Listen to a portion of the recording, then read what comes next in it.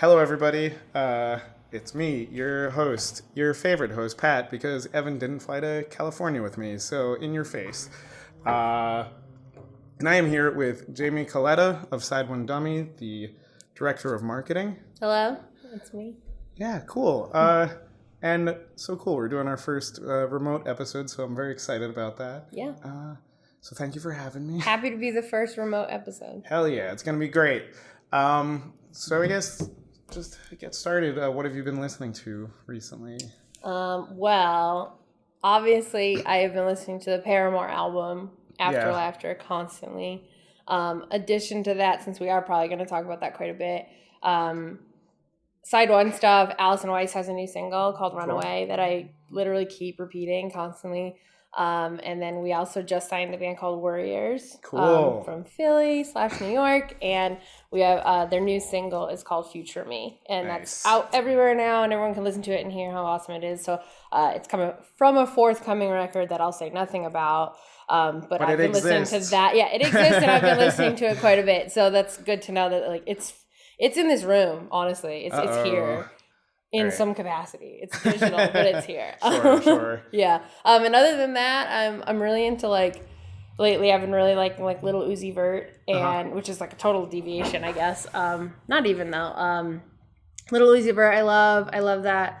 I think his name is Black. It's spelled 6LACK. Okay. Cool. I'm pronouncing it how I think it's pronounced. It's just not like 6 lakh. Yeah. And Lil Yachty's new record I've been listening to a lot. So that's kind of a deviation from what I normally listen to. But lately, trap has been really interesting to me. And the song like that, I really hate that I love it, but that Post Malone song with Quavo from Migos, it's all over the radio, but I really, really like it. It's called Congratulations. And it's like all these songs that are like, the style of trap music right now is very similar to like, it does all the things I like about like punk and pop punk and emo, where it like makes me feel sad at times, or like makes me feel emotions of some kind. Like if a song is cool, that's great, but if it doesn't make me feel like pretty bleak, then I don't go back to it. Like it has to make me feel something. I mean, I get that, because like the things I've been listening to recently, and especially driving around like the past couple days, yes, you can drive here. Right, but like, which is like basically what that means for what I'm listening to is like, it's super different than what I was listening to at work the other day. Because like at work, I've been listening to like Chopin, because like I need to like be calm good and stuff, like it's great. I don't mean to discredit it, but like because I was thinking about that on the way over here, what I've been listening to, and it's like, I've just found this composer that I was like, this is pretty cool. And then what else? I don't know. It's been weird because like I've been in a car, and like it's an old experience, but it's like I haven't listened to an album in a car. What was I listening? Let me think.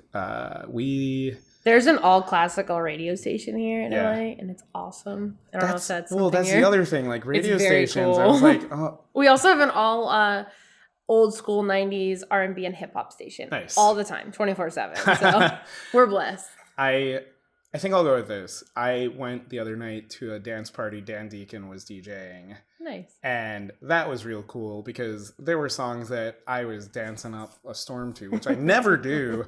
But like there's something about like he played a song from the Little Mermaid soundtrack, and I was like, that works. Sure. And then he played La Tigra's Decepticon, and like I hope those like flowed back to back. I mean, I think it was pretty close. And almost blew out my voice to it, so I feel like I did the weekend right. That sounds great. And that was in LA, or that was like somewhere out here? Yeah, that was out at Max Fun Con. Got it. That was perfect LA experience. Oh yeah, of course. Yes. And then I had a Lyft driver pitch me his YouTube series. So good. I feel like I'm like really soaking. You're really getting it. Yeah. You just need to go to like a coffee shop and see somebody typing out a script or something, and then you really will. Yeah. Well, my first time in LA, I saw Pauly Shore writing a script. Oh. So like, that's pretty cool. It is pretty cool, but also I truly enjoy LA, but I think it's as weird as New York, but in very different ways. Yeah. So But it's good. I like it. Yes. It's fun. Yeah, I love it too. Cool. All right. So I guess let's jump into the song you want to talk about, or the album you want to talk about. Yeah, I picked a song because I had to, but it's like out of the whole album, it's the song that I was like immediately gravitated towards and like that I kept replaying. Yeah. And I think give me, I listen to the record probably like 3 or 4 times a day at this point. So like give me another couple weeks and I'll probably have like 5 different favorite songs over the course of that time frame. So this is I cannot remember the name of the album, but it's Paramore's new album. Paramore's new album. The album is called After Laughter. Yeah. Which I hate saying out loud. I think it sounds terrible. Yeah. After Laughter. Just the wording is interesting. But I guess I don't know. Haven't followed Paramore's career that deeply over the past couple years. They were a band that I got into when like I saw them on their first Warped Tour. Mm-hmm. And I was a big fan of those first couple records, and like I followed them, and just as they were starting to break into like the pop space, it's sort of when I backed out. In traditional, my taste is better than the rest of the world. So I was like, oh, they're getting popular, I'm out. I backed out a little bit, and so I haven't followed everything too deeply. I know there was a lot of controversy with like members leaving and stuff like that I don't know much about, but I assume the title of this record is to imply kind of the themes that she talks about over the course of the album, which are pretty bleak. And like, I think I did the same thing with Paramore because like, Riot came out and that's a fun album. Yeah, but like at the same time, like, I guess I was in college for that and like they played our school and whatever, but like, which was cool. I got Gym Class Heroes. You got the winning end of that Fueled by Ramen Stick. Also got Gym Class Heroes. Dude, wow. Poor us. Not trying to diss Gym Class Heroes fans. You guys do your thing. Yeah. Travis McCoy still doing his thing. Yeah. And like, I mean, I think that there's like a level of like who you're seeing perform that like, I mean, sometimes you get bands that are on an off night. And like when I saw Gym Class Heroes, it was kind of on an off night. Yeah. But also like, it's a very college appropriate show, I guess. Yeah, and like I don't know, and I won't name the band, but like there was a band that came to our school to play that like you could tell that they were bummed that they were out of college and also that it didn't sell out. Like it was like this weird vibe and I was like, don't. And so like Gym Class Heroes played and that was fun, but it was also just like they were like leaning into what they could achieve at a college, I guess. You want to know something funny? I just found out like about a month ago, Jeff Rosenstock played my college this spring or whatever. Yeah, I'm friends with one of my, I guess one of the fellow alumni of the school, and he hit me up on Facebook, and he was like, "Did you know Jeff Rosenstock played our college this year?" And I was like, "Shut up!" I was like, "That's cool." And I cool. Reached out to Jeff, and I was just like, "You played my college. I went there," and he was like, "Okay." But it was fine. I saw Jeff in like 2006 or 7 when he was still doing Bomb the Music Industry, and he was playing CBGB. But like I went, like there was a space that I didn't know about at CBGB that was like their, I don't know, second stage or whatever you want to call it. So I went to see Jeff and walked into the show, and it was like some like New York City hardcore band. Not Jeff at all. And like I sat there and I was like, maybe he's next. Like I don't know. Oh no. And then the bartender was like, no man, they're playing next door. And I like went next door, and the guy running the door like figured out what happened. He was like, yeah, you can come in. It's their last song. Like, that's so nice. Did you go to the final shows? When Bomb played their final shows? No, because I think I was living away when that happened. Yeah. But good thing he's got a successful career now. I know. Good thing you can keep. Good thing he like stuck around. Good thing he's got a summer headlining tour kicking. No, I'm just kidding. He does though. He does though. Okay, well you can find that out on the internet. Go do that. But yeah, back to Paramore. Yeah, so the song I picked is called Fake Happy. Which is probably also currently my favorite song in that album. Because kills me. Because it like the whole album has like I don't know, it like surprised me because I heard that first single. Yep. And was like, oh, cool, they're gonna go this disco route. Yeah. Which apparently I went back and listened to the self-titled record. You can hear through the self-titled, like, the moments where you're like, oh, this is gonna go full on 80s pop at some point. Like, they're going.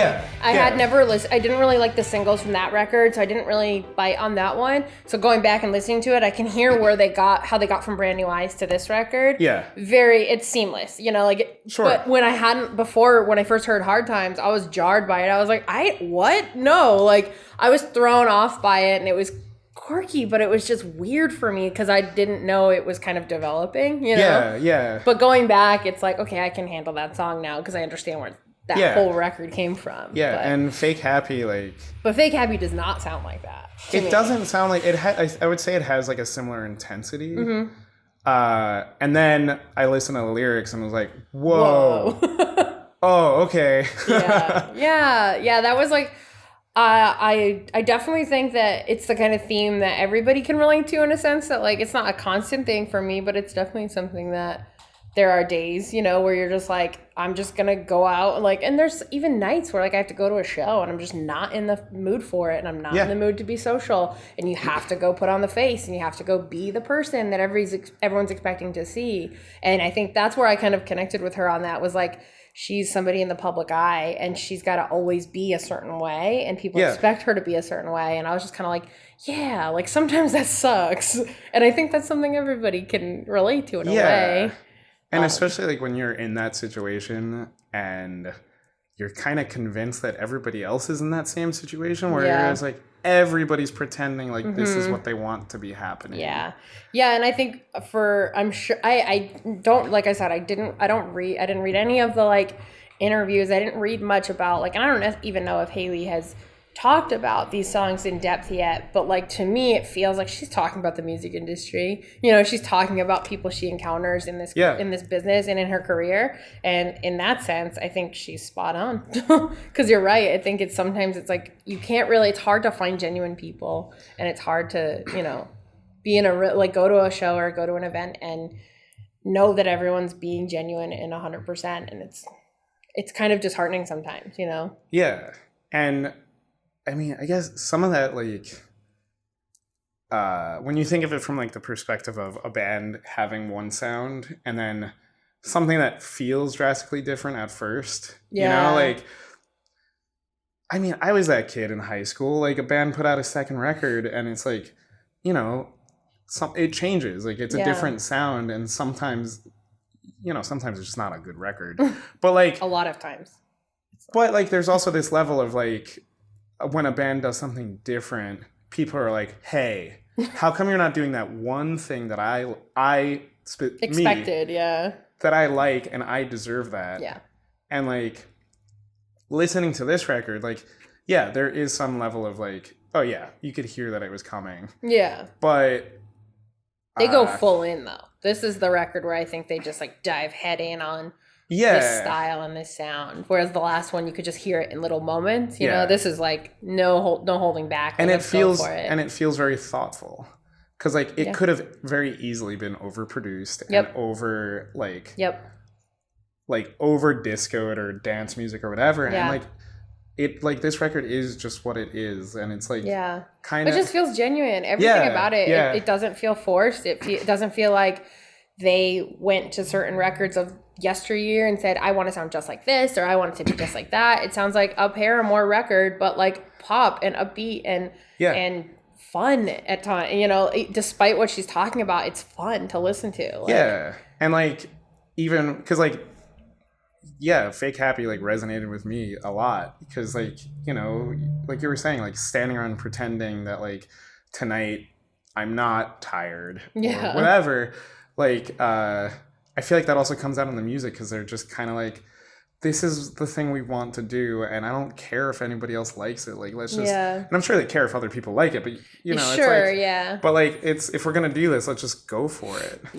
So. Yeah, and I think they did, and I think they did a great job. And I also think that this song is like that last like minute of the song where it just like builds and builds and builds, and it's this big anthemic moment towards the end, and like that to me is like, that's what I'm listening to music for, man. Like, that's what I'm waiting for. Every time I listen to a new record from anyone, whether it's a band I've followed for years or just some new band somebody recommended to me, I'm looking for the moment that I hear at the very end of that song. Yeah. Where like it builds and it just takes you with it emotionally, and then it just kind of bursts at the top and you're just like, fuck yes, like this is my shit. Like this is why I'm honestly, I can connect the dots between Paramore to why I'm working inside of Dummy. You know, like honestly, it's like not in a direct way, you know, but it was more it's more just like, that's why I do what I'm doing. I'm searching for that moment everywhere, you know, and if I can find it, I want to tell people about it, you know, and that's why I'm talking about it now. Yeah, no, that's really cool. Let's talk about you getting to side one. Sure. Like, so like, yeah, like anthemic moments in music is like cool, and that's a thing I enjoy too. But like, I guess what kind of started you on your path to like, I assume obsessing over music, or like starting that exploration for that moment. I think there was probably a couple of like key points on my timeline that would direct me to where I'm at now. And it, you know, the very beginning was, you know, I liked music. I was really into Korn and like Limp Bizkit, and I was super into that kind of stuff. And then my sister was into like I can't remember, I'd have to ask her, but the first real, you know, she'd drive me to high school during the day, and she would listen to New Found Glory. I want to say it was Sticks and Stones. And I remember hating it. And I remember just being like, it was a hatred of like, I didn't hate the music. I hated it because my sister loved it. And I was like, it was this like, you love this thing. And in my head, I was probably like, this is kind of cool. Like, I definitely like it, but I can't act like I like it. We were coming off of like our preteens being, I'm a Backstreet Boys fan, she's an NSYNC fan. Like, we were just constantly like, I had to like the opposite thing as her. And so in this moment, I'm like, wait a minute, like she's onto something. And then she started playing something corporate. And I'm like, oh no, I like this too. And then it's like, I think I just, at some point I threw in the towel and I was like, I love this stuff. And I found Yellow Card and through all of that, you know, the format. I remember one of my all-time favorite shows was with my sister, and it was seeing Yellow Card, the format, and something corporate. I think that was the tour. Whoa, yeah. But it was just like, I kind of embraced it and just jumped all in. And at the same time, I was going to the Warped Tour. I listened to Paramore. I listened to Fall Out Boy. I like love Take Back Sunday, Brand New, and it was really all kind of came from that world, opened up. Warped Tour really helped a lot in terms of like me finding other bands to listen to. I also like found Against Me through Warped Tour and Anti-Flag, and like things that were skewed a little bit away from the pop punk stuff, and all of that kind of compiled into like towards the end of high school, I was going to shows all the time, as many as, you know, sometimes it was my sister, other times I just would go with friends, and like I would literally go up to a band and just at the end of a show and just talk to them. I didn't even care. I just would want to be closer. And it wasn't like nothing wrong with being like kind of fangirling about a band. But for me, it was more just like, I wanted to be in the world, you know, like I just want to be a part of their world. I liked being a fan, but I wanted to be a fan that had purpose for them, you know, and I would, you know, hand out these flyers then, or like, can you just like want to help us with merch at our next show? Or like, do you want to go stand there and hang out with our merch guy and just make sure that everything's cool and like monitor and, you know, like see what's happening. And like, I just did the closer I would get to bands, it was like that feeling just amplified. And I was like, whoa, this is sick. Like I could work with bands that I like. And so I went to college, and at that point I was still in my head thinking like, I need to get to this point where I can work with bands. Somebody's got to be behind the scenes of these things. Like I was seeing bands at like pretty big venues. So I was like, somebody's got to be putting this together. Like, I don't know what kind of jobs existed. At that point, the music business wasn't really something I was aware of in a more literal sense. So I was just like thinking there had to be something. I majored in communications, and about like 6 months into the year is when I found out my school offered like what's their equivalent to a music business program. It was called Performing Arts Management. And it was a part of the school had a music conservatory as a part of the college. And the conservatory is what had that program. And I think what they had originally intended it to be like was to be, you know, here's the conservatory where we have jazz musicians and opera singers and all these people. We want to also teach them how to manage their careers. But then it became like over time, like opened up to being more like, this is a thing people want to learn about. This is like an industry. So like I moved into that program right at the end of my freshman year of college. And it was really hard to get in. I had to have a certain GPA, and I didn't have a high enough GPA. and I wrote an essay about Yellow Card. Nice. And that helped me get in with the dean of the program. And once I was in, it was just like, my whole life I had such a hard time at school. Like I did really good in English classes and everything else it was hard. And I was interested in some of the things. I liked science. But I just had a hard time testing. I had a hard time just in general, like retention and stuff like that was hard for me. And so all of a sudden I'm in these classes and it was like all A's. I was getting straight A's in college all of a sudden.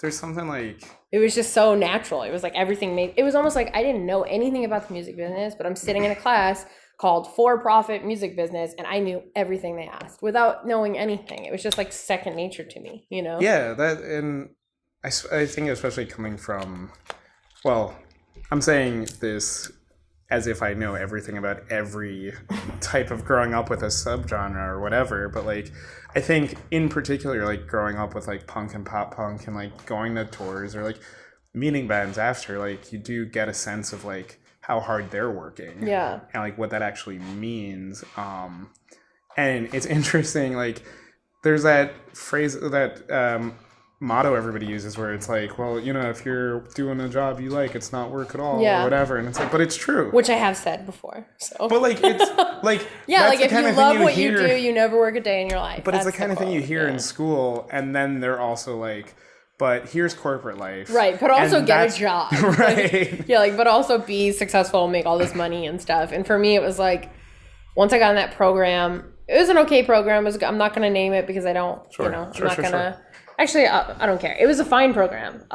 But it was more just like, I think what that program offered me more than just the like learning in classes aspect. It was my whole career I can take back to this girl, Erica Gomez. She interned at Capitol Records, and she came to me in class one day and she said, you should try to get your internship there. I'll help you out. Yeah. And she put me in touch and she got me an interview. Cool. And that was the beginning, and that's really where it started for me. And up until then, it was like, I didn't know what department I needed to do an internship in. I didn't know what field I was going to go into. I had no idea what I was going to do at the end of all of this. I just knew I liked it. You just wanted to be a part of it. And and that internship, I landed in the publicity department. And that's like literally where it all started. And it was like, that program was great in the sense that it empowered me to go and try something like that. I remember sitting in a coffee shop in Manhattan an hour before my interview with my now husband, sitting there with him and my best friend. And I remember they were quizzing me about the music business. And I don't know why I thought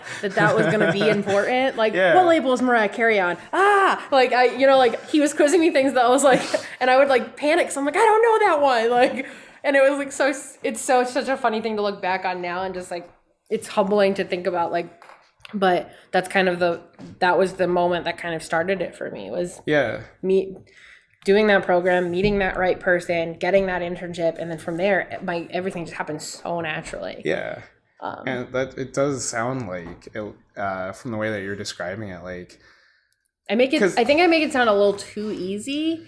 Because, well, right. I mean, like, but that's how everybody remembers anything that happens to them. Like, let me remember only the good parts. Yeah, I think, and I've talked to students before. I've talked to younger people who want to work in music, and like, it really, like, my trajectory, I was blessed, I had one opportunity after another, just doors open for me. And I'm not saying that to sound cocky. I'm saying that to say I worked my ass off to get those doors to open.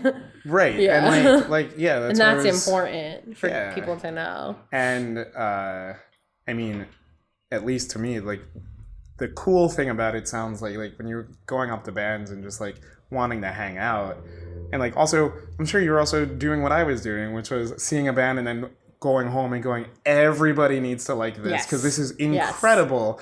Yes. And of course it's hard work. And like, it's hard work, but like, I think,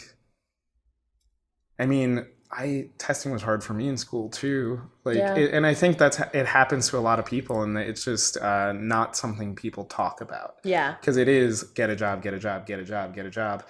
I was more like make a job, For me, it was like, I knew I had a hard time in school. I still hadn't found my thing that I was like, oh, cool, I'm going to be a doctor. Oh, cool, I'm going to do this. I didn't have a path that I could see clearly. And so at that point, I was like, well, there's only this one thing I really like doing. And I don't know if it's a job, but I'm going to bust my ass until I make it one, you know? And I think that's what people have to do now is like, if you want this, if your intentions are in the right place, if you work hard enough and you mean well, it'll happen. And if it doesn't happen, one of those things is not right. You know? Like, yeah. Because like, if you work hard but you're a dick, like, yep. And some of those people are gonna get through, and that's just the world we live in. Yeah, there's plenty of people. I know so many. I can name 10 right off my head. There's so many people who have gotten through on any kind of accord, whether they're an asshole and they just knew the right person, or their mom helped them, or, you know, there's all kinds of people who sneak through. But for the most part, if you care about this, if music is your thing and you not so much want to be in a band, but you want to work in music and you want that life, like, you can get it, but you have to be, like, more than anything, you've got to have a thick skin and you've got to work your ass off, because it's so easy. There's, for every one person, there's thousands of others just like them, you know, with the same skills and the same degree and all that stuff. It's like, you have to separate yourself somehow. And I think that was for me the whole time. I knew, I was like, okay, well, I don't have, you know, a great, my, I don't know what the word would be, but like, I didn't do great in school. I'm not good at math. I'm not good at science. Like, I'm not good at these things. I don't have these skills to fall back on. Yeah. All I've got is I'm loud as hell, you know? That's all. And even when I was younger, my parents could probably attest to it, but like, that's all I had. So I was like, I care about this music, and I love going to shows and being around bands, and I'm loud as hell. I'm just going to go out and try to make this my thing. I had no backup plan, you know? Yeah.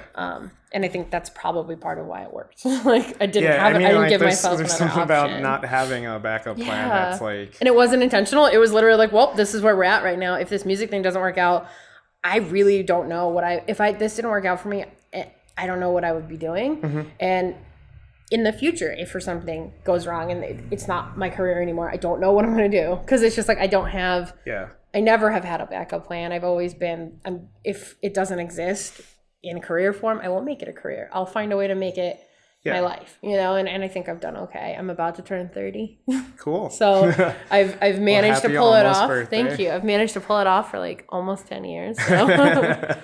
But yeah, so you said, like, you know, obviously you deeply care about music and like the bands, and you just want to be a part of it, but like, what's the motivating fact other than like wanting it to be a career? Like, that's obviously a great motivator, but like, is there something about, like, what's the thing about music that like does it for you? Do you know what I mean? Like, that thing.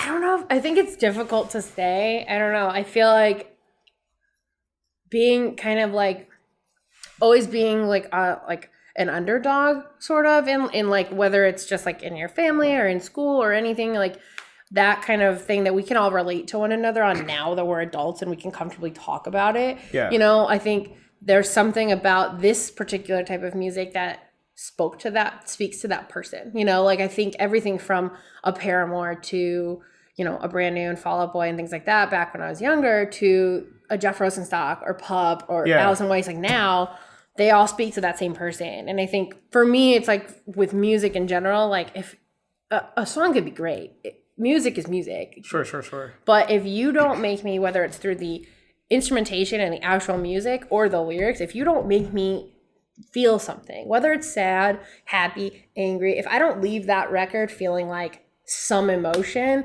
it's nothing to me. It doesn't empower me. It doesn't make me want to do anything. So for me, it's like, I think this scene in particular, that's, you know, the fact that it can kind of empower an underdog. No matter how old I am, no matter how successful I am, I will always be an underdog. You know, I'm always going to be the one that's like, I'm never quite cool enough, you know? And it's true today, as true as it was when I was in high school. It's like, I'm never quite there. And I think this music, for me, the reason why I gravitate towards it, even as an adult, is because it still speaks to that person in me. And I think that I don't think there's going to be an age where it doesn't.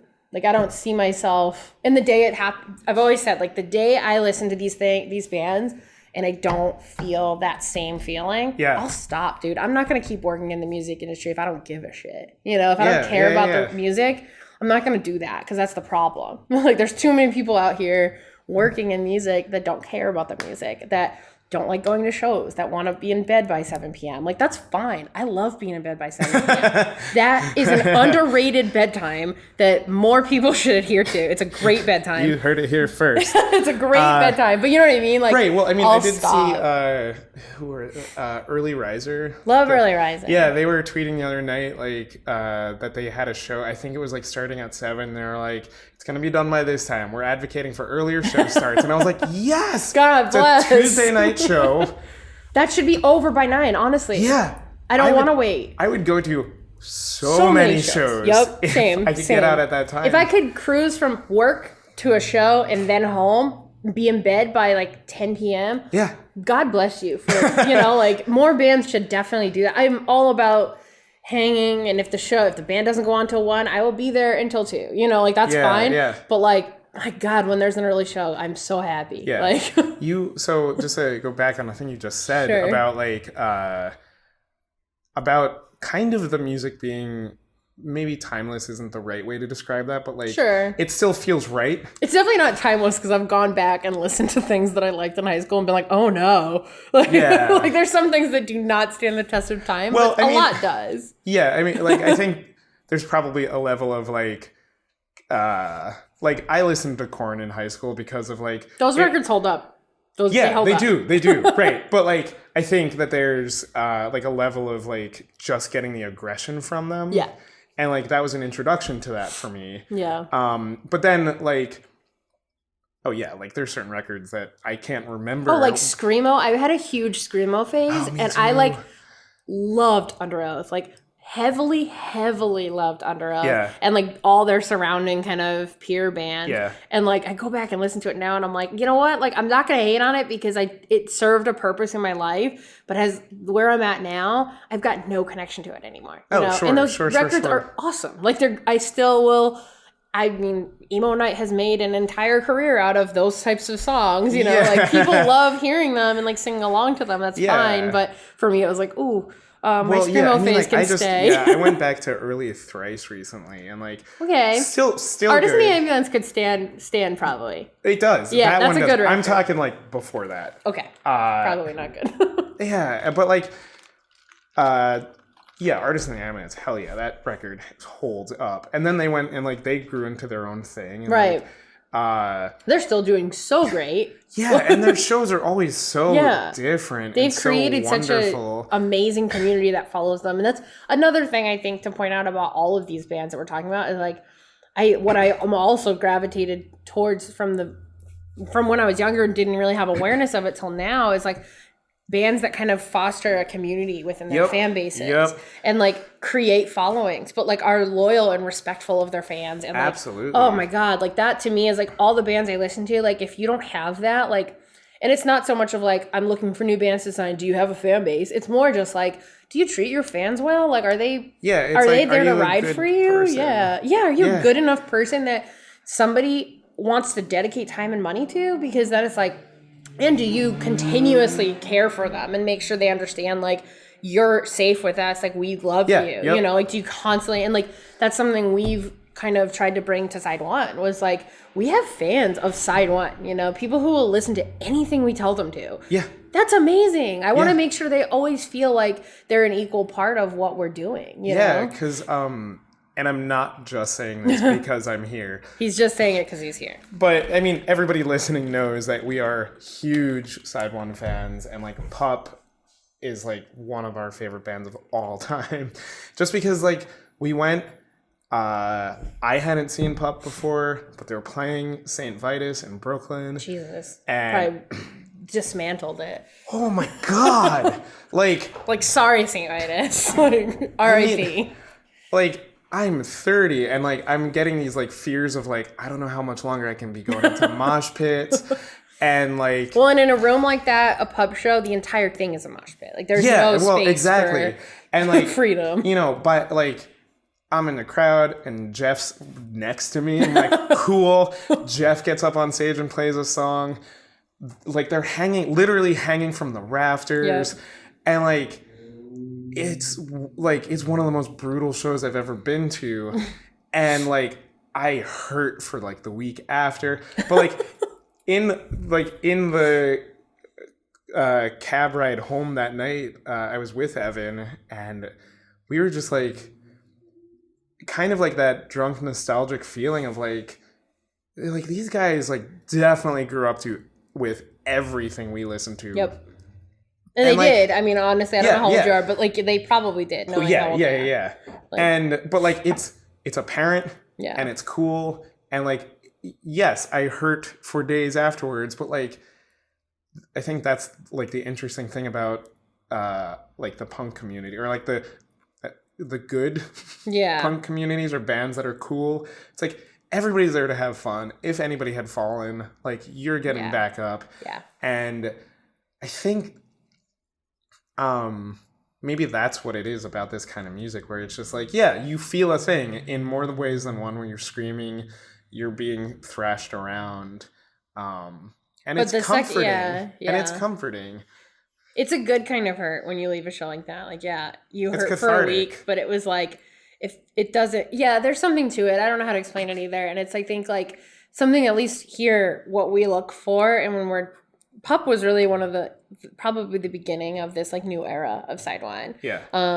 We had signed Restorations right before, like about a year earlier. And then Pup was the next big one. And like Pup was one where like, I love talking about Pup because we saw them in a church basement in Highland Park here in LA to like 20 people. Oh my God. And then we put the record out about 3 or 4 months later, the record came out right around then, I think. But regardless, the record came out. Our pre-order was pretty bleak. You know, like it was fine. We had fans, but like they were brand new in the US, and like they were on their first tour of the US. Like it was just very early, and to see them, and now, you know, they're playing Lollapalooza this summer, and to like see them yesterday, they opened for Thursday at Northside Festival, and like just to continuously see crowds grow and see the word of mouth of a band like that, like they're amazing, and their trajectory has been amazing to watch, because we literally watched them from basically having no American fans to being one of the most sought after, you know, the kind of the poster child for punk in 2017, you know, and like what makes it cool again.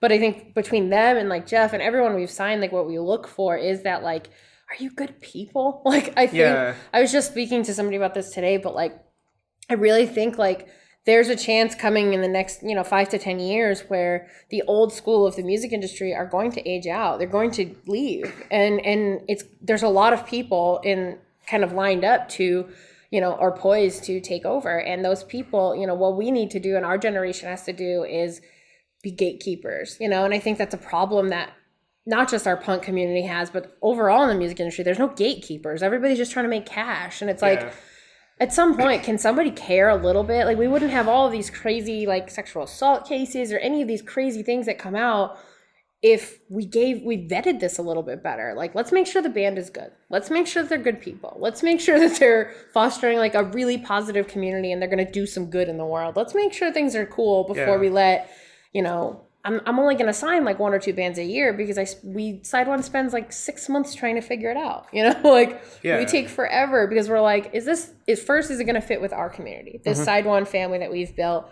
these fans, are they going to like it? If we don't think that's the case, that's a big red flag, will it fit with our fans?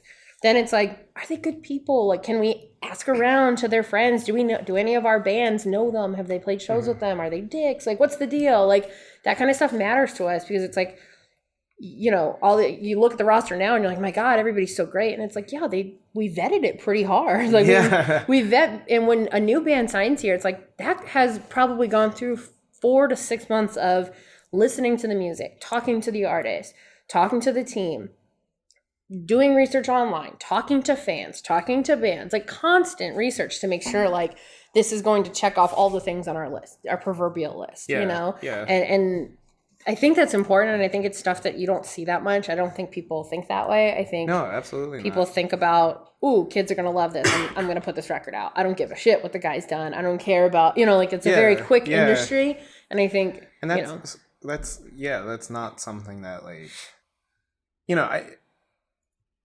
at least for me, like, I think about it at shows, you know, like, are people being cool? Yeah. Like, is everybody good? Yeah. And like, when there's the dude in the crowd that's not being cool, like, you know, that sucks. But if the person on stage catches it and identifies it and takes responsibility, you know, then all of a sudden it's like, okay, I can get back to my place now. Like, you know what I mean? Like, some bands don't care. Some bands are disrespectful. They'll brush things under the rug for years. Like, that happens all the time. And it's unfortunate. It's alienating too, I think. Yeah. And like, and I say it from the perspective is just, you know, I don't work in the music industry. Like, it's not like, that's a perspective that I've never thought of. Yeah. Just because like, I'm lucky in that the bands I like all seem to be cool people. Yeah. So like, that you probably unnatural, like subconsciously you're gravitating towards it. You know what I mean? Like, you don't know it, but you are gravitating towards a familiar kind of space where everyone is good. Yeah. And for the most part, you're dealing with some pretty great people in terms of the bands you like, because you're just naturally, that's kind of how I feel too. Like, sometimes there's probably a couple bands where I've gotten like, I'll listen to it and I'll love it, and then I find out something or I hear a story about one of the members and I'm like, damn it, like they got me, you know. But for the most part, it's like, I think you're drawn naturally to. I mean, I've definitely done that and then gone back and listened to the song and be like, it's not that good. It changes it for you. Does. Totally. It could be a record you played constantly, and if you find out somebody in that band is not cool in any capacity, oh god, it sucks because you lose it, and it's like, really, like, can we have one nice thing? Like, can you just be cool? Like. Yeah. I don't know. I mean, not to equate the two, but like there is a level of like, you know, that music you listen to in high school that served its purpose. Yeah. Like, I'm sure some like the screamo, like thrash or hardcore, like, were shitty people. Yeah, oh god, I'm on the record, I never want to know what any of those bands have done, because it will kill me. I can never find out anything that I listened to before like 2005. I don't want to know anything about it. I don't want to hear it. I don't want to hear about any of it because it'll kill it. It's terrible. I'm sure it's awful. Yeah. And like, we've had this discussion before, but like, especially in like the punk realm of music, like the conversations that do come up more often than not are great. And, you know, it's, you know, for me as like a straight white dude, it's nice that there's a lot more stuff, especially because of the internet, like popping up that it's like, okay, that is not for me, but that is for this community, and that's rad as hell. Because like when what was their name? Oh my god, I'm blanking. But there's like that Hers Collective, or Gloss. That's the other band I was thinking about. Like, it's not for me in that like the lyrics aren't for me. But like, it's good to see that the community is like sort of picking bands like that up and saying, here is what we need to be talking about. And like, I don't even know if I have a question on this. Like, it's just it's like really good. It's nice really, to see. It's nice to see, but it's also really like heartwarming to me to hear that like they say, like, it's also happening at like the label level and not just like, because Bandcamp's great and that's a really good way to get music out there, but it's not a question. I just want to say I think that's really fucking cool. I feel like you're circling around just like the concept of representation, you know, and like it's it's like representation is something I think about all the time, but I think about it a little differently than a lot of the more common theories are. For me, it's not, I don't sit here with a checklist, you know, like nobody's sitting here with like a list of like, are they politically motivated? Are they, you know, like nobody's looking at that stuff. No one cares what color, race, orientation, anything. We literally don't care. I don't pay attention to it, because to me, it's more like, is the band good? Are the people good? Is the message good? Right, you know? Right. And if we have other factors coming in terms of your race or your sexual orientation, great. I'm happy to boost that up and share it with the world. But for the most part, I'm just like, the qualifiers are good band, good music, good people, good message. Like, that's so, if you have that, like, then it's like representation will come naturally, because you're going to naturally find people from all walks of life, you know, that, you know, I think that's why I love Paramore. You know, I would say that there's an element of representation to my love of that band and of Haley, is that when I saw Paramore on the Warped Tour, that was the one artist I saw that entire summer on Warped Tour that had a female in it. Yeah. And to me, it was like, whoa. And like, she wasn't cute. You know what I mean? Like, she's cute, but she wasn't like prettied up, and she wasn't wearing like all this makeup and like fancy clothes. Like, she wasn't like a pop star. You know what I mean? She looked like she was wearing jeans and a t-shirt. And I was just like, and she was just running all over the stage with all this energy. And I was just like, she's cool. Like, cause she was not she wasn't the girly girl that I was told all the way up until that point I had to get to, you know? Yeah. And I think that was me for the first time seeing like myself in this scene a little bit, was like, oh, I can just do me. I can just be me and go with all my passion and energy and just go out there and talk about whatever I want and scream it to the world. And I think, you know, that's part of why I'm still into Paramore, is because I think back then I saw myself in her. Yeah. And now to have, you know, bands I love like that kind of fall in the same spectrum of Gloss, like Downtown Boys is great. I don't know if you've listened to Downtown. They're from Providence, which I'm from Rhode Island. So cool. There was part of me that was, when I found out about the band, I was like, whoa, I was like, they're from Rhode Island. That's so rare. But it was like, there's bands like that like, and you know, Worriers too, but like bands that, you know, are getting the attention that they, you know, a good band deserves, but they're also good people with good messages, and they're just, their platforms are being raised. And it makes me so happy to know that, like, you know, there could be kids all over this world who hear that, and all they need to hear is, you know, they click on the one NPR link and they listen to the Downtown Boys track, and all of a sudden it's like they feel empowered. Or like Alison Weiss's Fans is another great example where like she's able to, you know, today's actually the 1-year anniversary of the Pulse shooting in Orlando, and Allison played Orlando the next night. And, you know, it's amazing because she literally went on that stage that night. She was the support act for a bigger artist, and she went on stage, and like that was like an incredibly important moment for her career, because she was able to identify like, okay, like she served a purpose that night for those fans, you know. And like if she didn't have that platform, if people weren't behind her, like boosting her up and saying like she's got an amazing message to share with the world and she's important for people to see, that night, and those people in that room who were in that city, you know, like those fans, like who knows what would have happened to them after an event like that, you know. And like I think about stuff like that too, is like, am I boosting the right kind of people? Like, are we boosting up, like, we have this artist and label called Nako and Medicine for the People, and him and the band sort of fall a little outside of the punk spectrum. They're more like indie folk, like kind of reggae tendencies a little bit. But Nako is like, he's an activist, and he's a Native American activist. He's an environmentalist, and like he does a lot of work, and like, you know, a lot of his entire platform is activism, you know, like that's really who he is.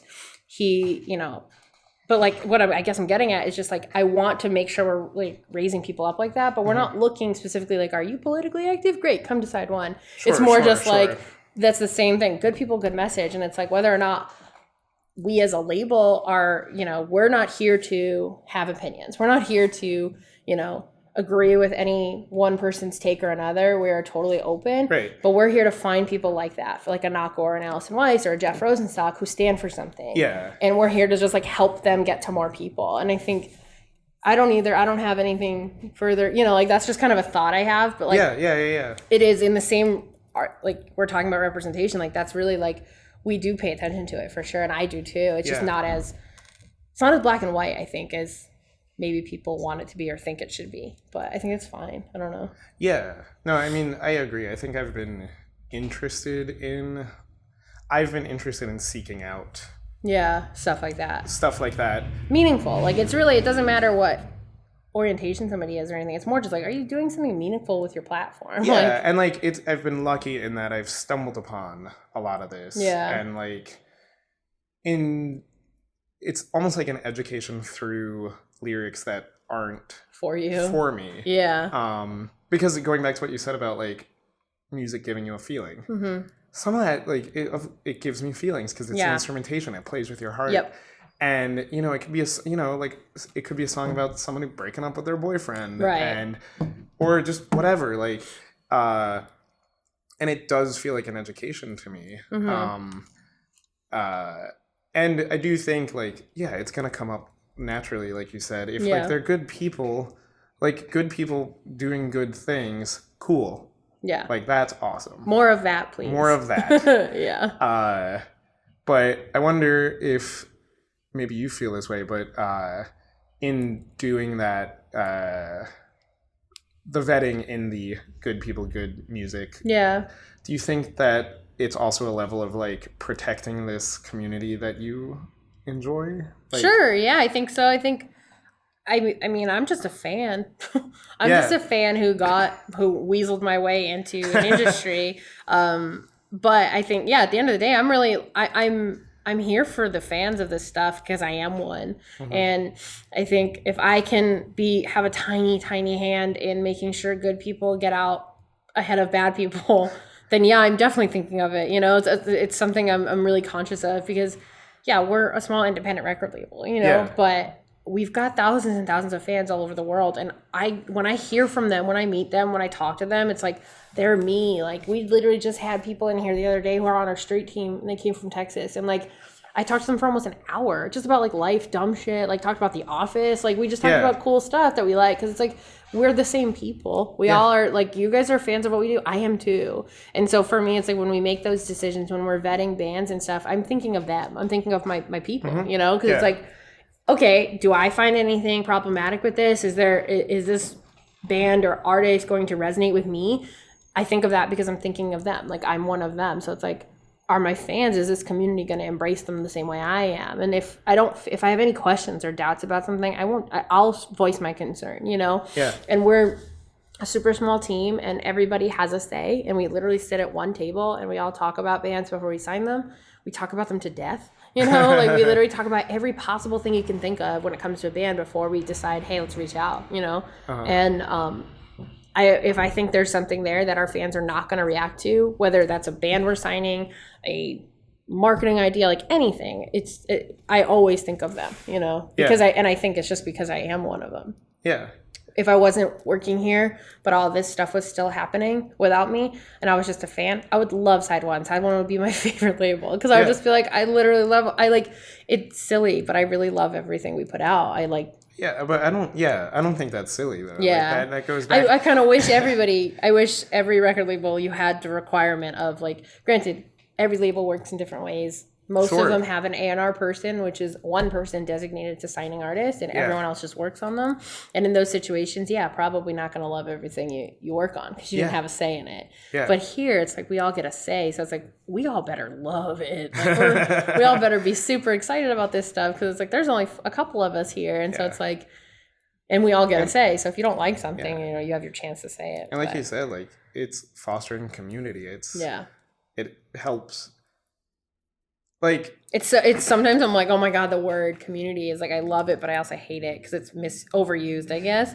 But it's the only way I can really I could call it a family too, you know, because that's really what it feels like. That. I literally, when I meet fans and like people that like would just follow me on the internet or follow Side One online and then meet us in person and are like, you guys work there? Like, we ended up, you know, I'm going to shout out this guy, Tommy, that we met at Wrecking Ball last summer. He works for that website, The Alternative. Yeah.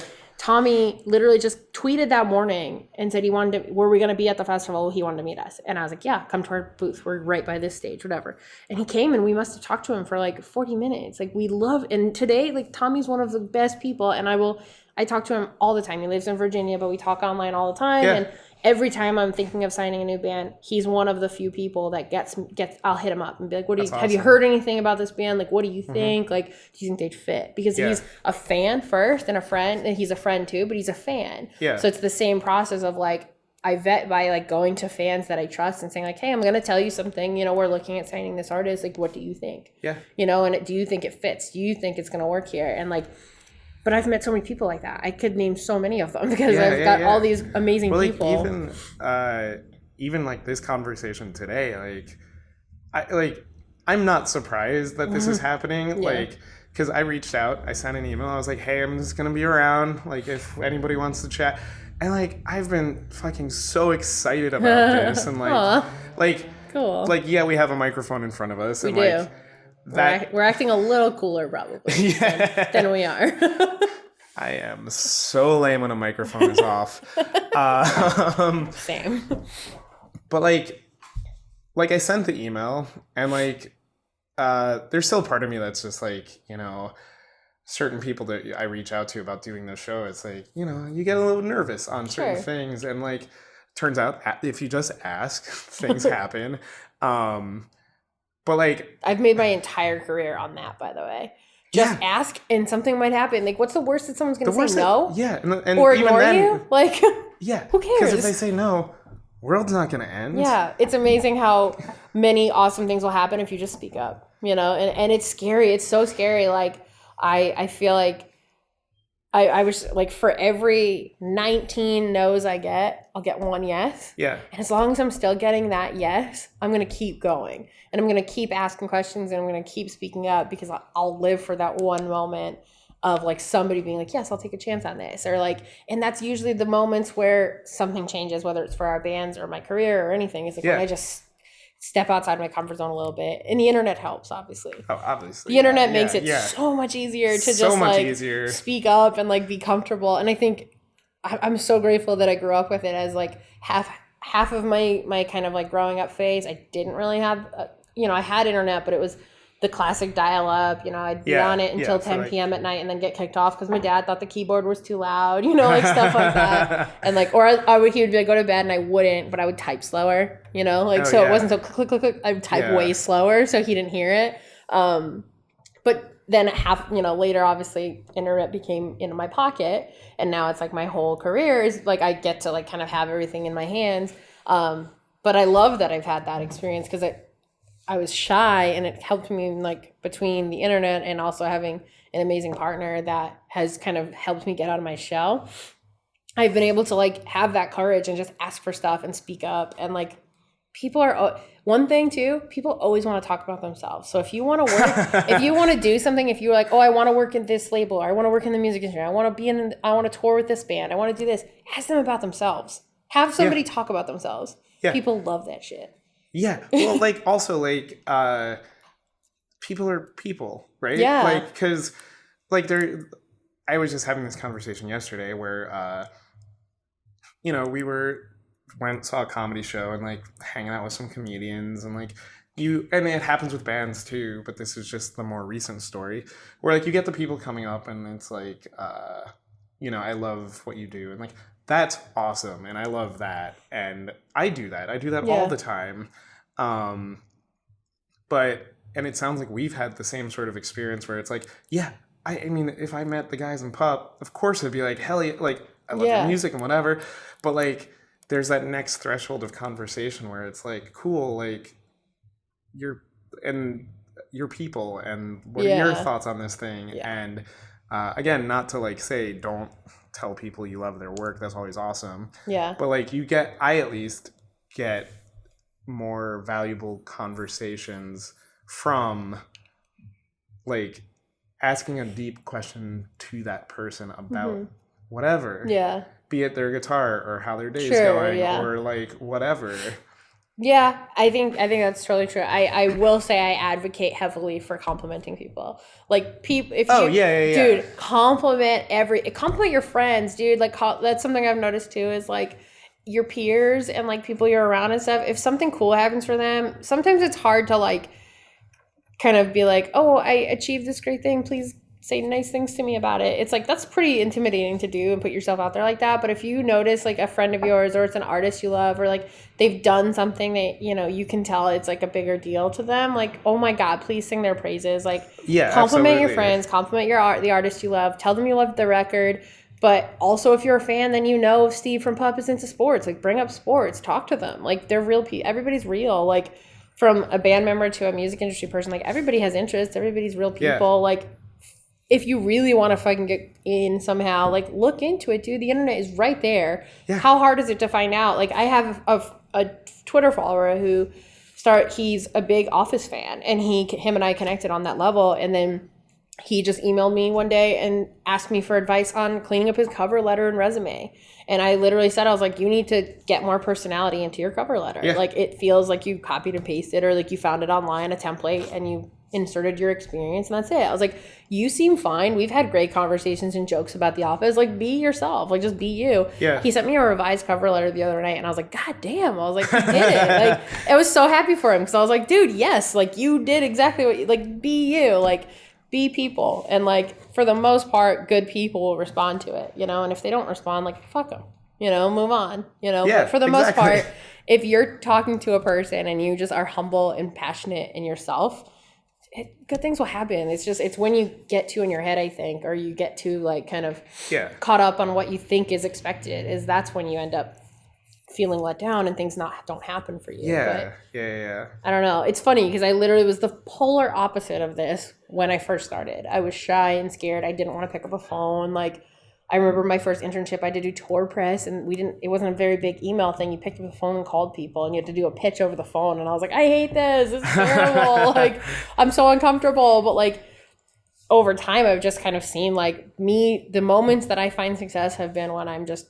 totally and completely myself and unapologetic. Like, I think Kesha said it. She said something like, be unapologetically yourself always. And like, that is always going to work, you know? Like, you may hit some bumps in the road, but just be you. And like, because there's the one level of like, for side one, like, you know, good people, good music, like that's one level of it. But like, I think for like your personal life, it's like, I'm just gonna be me. I'm gonna do my thing.